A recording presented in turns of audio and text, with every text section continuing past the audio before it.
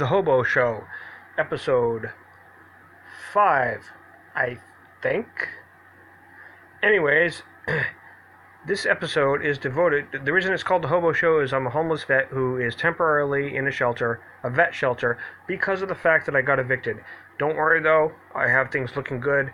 I'm almost out of my situation, but in the meantime, I've taken my show to the road. That's why I call it The Hobo Show. My name is George, also known as Chooch99. I am your host, and here we go. I'm going to review the Orville. I'm going to react to the Orville episode 10, I think. And it's called Firestorm. And this episode is about Alara Katan, a character who's become quickly the most popular character on the Orville, in my opinion. I'm sorry, I think she is. She is like the Supergirl.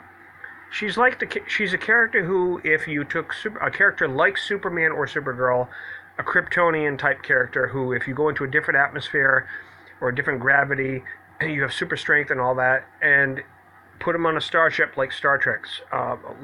Basically, that's what the character is. She's a what if, and it's a cool what if. It's like a fan. It's almost like a mix-up.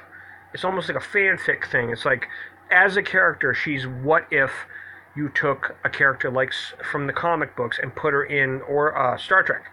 And there you go. This character's got super strength, super endurance, and she's from another gravity, higher density gravity, whatever you want to call it, that makes it so that she has superhuman abilities physically when in that atmosphere. And this is the character's concept. And I think that not only the fact that the actress is very attractive, and she's dating Seth MacFarlane, has nothing to do with it actually, but she's become quickly a fan favorite because she sort of embraces that. I think she crosses over character attributes. She crosses over the Supergirl thing. She crosses over genres. It's like if Picard had a crew member, for example, and they could take an element from a comic book like Superman and Supergirl and say, hey, let's take that science fiction element from that comic and put them into this setting.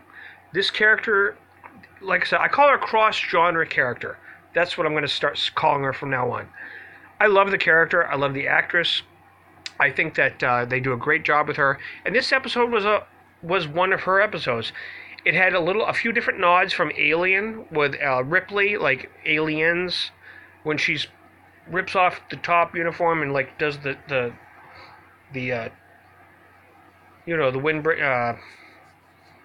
no sleeve shirts there, and with the sweat and the blood, and pulls on the rifle with the strap. Janeway, in a couple of episodes of Voyager, they did the same kind of homage. It seems to be a thing, and I think that that's what they were going for with this episode. Not so much that scene, but just in general, taking that character and highlighting her and making her the focus of this episode. Now, it was funny. Bortus had some great lines, as usual. He says that one line where he says, there was an alligator in the cargo hold. And he says, I crushed it with a chair. And he said, where did it come from? And he goes, I do not know, but it is crushed. Bortus is a great character. He's a Worf parody, and he keeps getting funnier. He becomes definitely the comic relief of the show. But Alara, this episode was basically the way they handled the whole. It was about phobias and overcoming them. They had a great part of this episode where Robert Picardo, who played the Doctor on Voyager, portrayed her father. Now the mother looks familiar. I know with the makeup for her race. I'm going to end up having to look back on this and see who it is. But I'm sure she'll turn out to be a recognizable actress. But Robert Picardo is a Star Trek alumni. He is the Doctor from Voyager, and he plays her father. And I thought that was funny, and it was unexpected. Just boom, he pops up on the screen. I'm like, I would love to see that guy show his super strength on an episode in a future thing. I have a feeling I'm going to regret not recognizing the mother, because I think she wasn't just an actress. There was a reason they picked her. And I'm going to go and IMDb it, or I'm going to whatever, after this review. And I know I'm going to regret not recognizing her right away. Whoever she is, I'm sure that she's fitting to play the mother. Maybe she even is a character from Supergirl. I don't know. But an actress. Sorry. Anyways, this is just an initial reaction more than a review. So maybe I'll do a more in-depth review later. But I thought the episode was cool. One of my roommates who've never really gotten into the Orville. He's likes Star Trek, but he doesn't like the Orville. There's a few out there. He's watching it, and he thought it was a pretty good episode up until the end.